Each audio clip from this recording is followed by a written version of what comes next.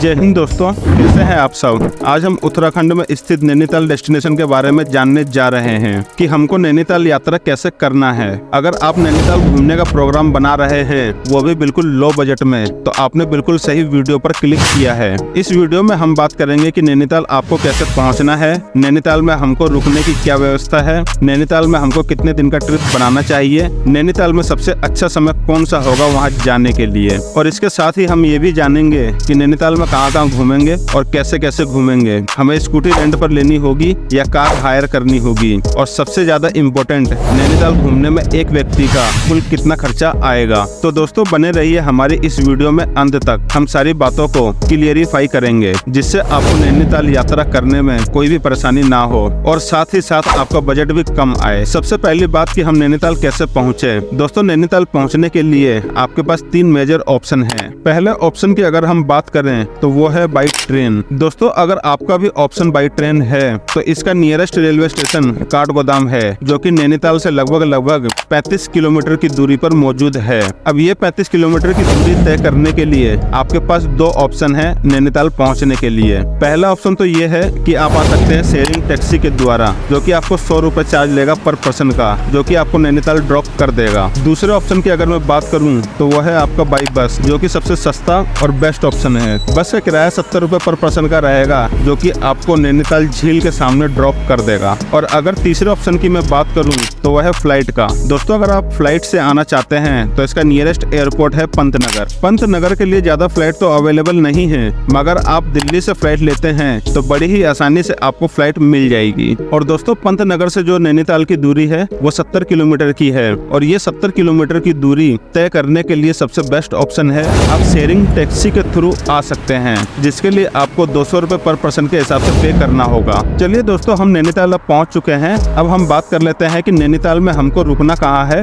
कहाँ पर हमको स्टे करना चाहिए। दोस्तों नैनीताल में आपके पास 2 ऑप्शन है जहाँ पर आप होटल ले सकते हैं। पहले ऑप्शन की मैं अगर बात करूँ तो वह है नैनी लेक, जहाँ नैना देवी मंदिर है, उसी के आसपास आपको ढेर सारे होटल देखने को मिल जाएंगे, तो वहाँ आप होटल ले सकते हैं। और दूसरा ऑप्शन है दोस्तों आपके पास मॉल रोड का। मॉल रोड की दूरी जो है वो नैनी लेक से लगभग आधा किलोमीटर की दूरी पर पड़ता है। चाहे तो आप मॉल रोड के आसपास होटल ले सकते हैं, चाहे तो आप नैनी लेक के आसपास होटल ले सकते हैं। अगर यहाँ पर हम होटल की बात करें तो आपको 1000 से लेकर 10,000 तक के होटल मिल जाएंगे। अगर आप ऑफ सीजन में जाते हो तो यहाँ पर आपको 700 से लेकर 800 में भी बड़े ही आसानी से होटल मिल जाएंगे, वो भी 24 घंटे के लिए। अब दोस्तों हम बात कर लेते हैं कि यहाँ पर खाने पीने की क्या व्यवस्था रहने वाली है नैनीताल के अंदर। दोस्तों नैनीताल में आपको ज्यादा खाने पीने की दिक्कत नहीं होने वाली। यहाँ आराम से आपको स्ट्रीट फूड अवेलेबल हो जाएंगे और काफी सारे आपको रेस्टोरेंट भी देखने को मिलेंगे और ढाबे भी देखने को मिल जाएंगे। अब आप चाहे जहाँ भी चाहे वहाँ अपना भोजन ले सकते हैं। और रही बात कॉस्ट की तो वो भी आपको नॉर्मल ही मिलने वाली है। 100-125 रुपए में एक आदमी भरपेट खाना खा सकता है, या फिर आप अपने होटल में ही ब्रेकफास्ट, लंच एंड डिनर की फैसिलिटी करा सकते हैं। उसका कॉस्ट थोड़ा सा ज्यादा पड़ जाएगा। चलिए दोस्तों अब हम अगली बात कर लेते हैं कि नैनीताल में हमको कहाँ कहाँ घूमना है, हमको क्या क्या जरूरी है देखना। अब इसको जानने से पहले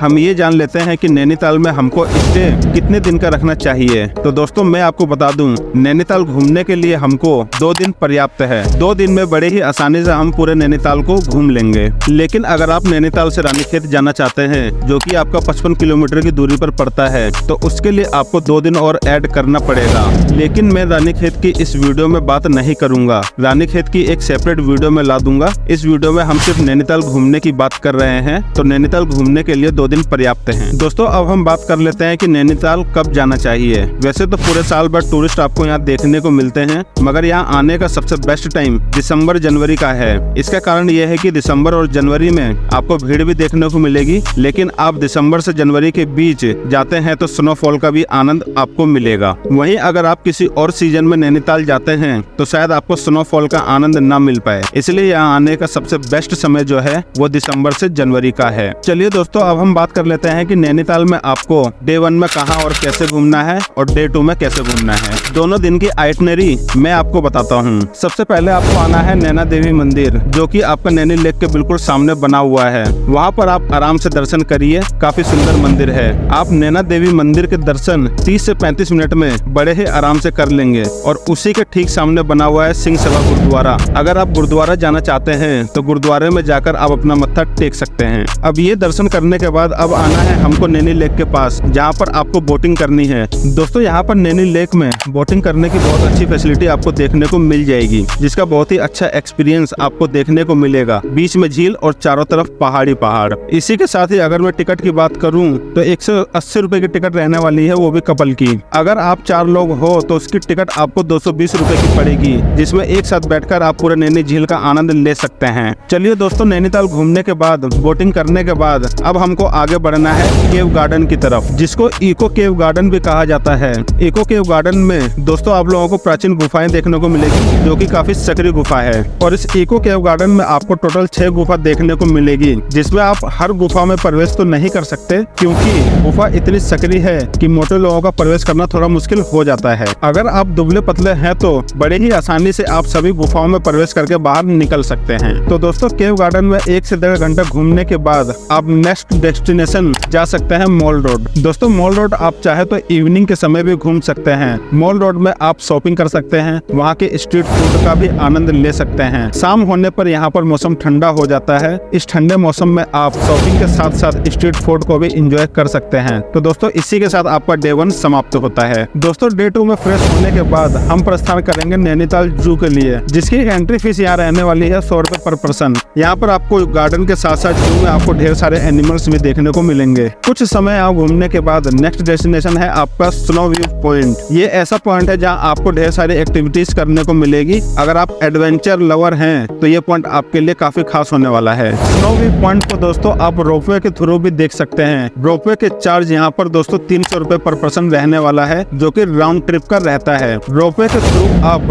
पूरे नैनीताल का व्यू बड़े ही आसानी से देख सकते हैं। साथ ही साथ यहाँ आपको ढेर सारी एक्टिविटीज देखने को मिलेगी, जिसका कॉस्ट अलग अलग रहता है। जैसे कि डेसिंग कार, यहाँ पर अगर आप टॉय प्लेन का आनंद लेना चाहते हैं तो आप टॉय प्लेन में भी घूम सकते हैं। गो कार्टिंग करना चाहते हैं तो गो कार्टिंग भी कर सकते हैं। और अगर आप यहाँ टॉय ट्रेन का आनंद लेना चाहते हैं तो टॉय ट्रेन को भी फैसिलिटी यहाँ अवेलेबल है। अगर आप ये सारी एक्टिविटीज करना चाहते हैं तो स्नो पॉइंट इसके लिए सबसे बेस्ट ऑप्शन है, जहाँ आपको हर हाल में विजिट करना ही करना है। दोस्तों स्नो पॉइंट घूमने के बाद आपका नेक्स्ट डेस्टिनेशन होगा हिमालय बॉटनिकल गार्डन। दोस्तों ये एक तरह का म्यूजियम है, जिसमें आपको ओल्ड स्टेच्यू देखने को मिलेंगे। इसके साथ साथ पिक्चर आर्ट्स भी आपको देखने को मिलेंगे, जिसकी एंट्री फीस यहाँ 50 रुपए रहने वाली है। चलिए दोस्तों, ये तो था 3 से 4 किलोमीटर के दायरे में सारी चीजें जो आपको देखने को मिल जाएंगी नैनीताल से। अगर आप थोड़ा सा और दूर विजिट करना चाहते हैं तो आपके पास ढेर सारे विकल्प हैं, जिसमें से सबसे पहले आता है आपका भीमताल, जहाँ पर आपको एक लेक मिलेगी, जहाँ पर आप बोटिंग कर सकते हैं, जो कि नैनीताल से 10 किलोमीटर की दूरी पर पड़ता है। कैंची धाम अगर आप जाना चाहते हैं तो दोस्तों कैंची धाम जा सकते हो। घंटे वाला टेम्पल अगर आप जाना चाहते हैं तो आप वहाँ भी जा सकते हो और अपना माथा टेक सकते हो। उसी के साथ में खुरपा ताल है, खुरपा ताल भी आप जा सकते हैं। तो दोस्तों डे 2 में आप इन सारी जगहों पर जाकर घूम सकते हैं।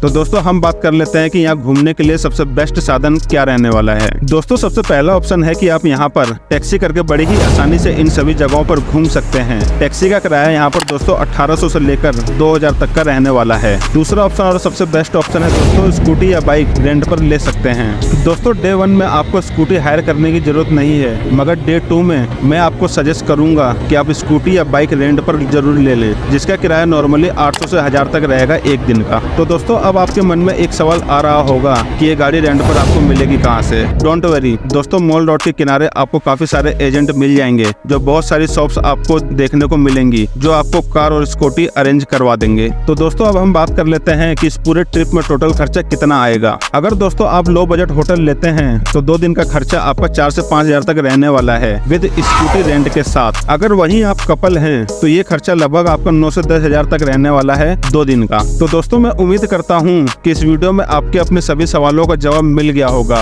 अगर फिर भी आपकी कोई क्वेरी है तो मुझे कमेंट करके आप जरूर पूछ सकते हैं, मैं आपके कमेंट का जवाब जरूर दूंगा। तो दोस्तों आज की इस वीडियो में बस इतना ही। वीडियो अगर अच्छा लगा हो तो वीडियो को लाइक करके चैनल को सब्सक्राइब जरूर कर देना। तो मिलते हैं दोस्तों जल्द ही एक और नई वीडियो में नई जर्नी के साथ। जय हिंद दोस्तों।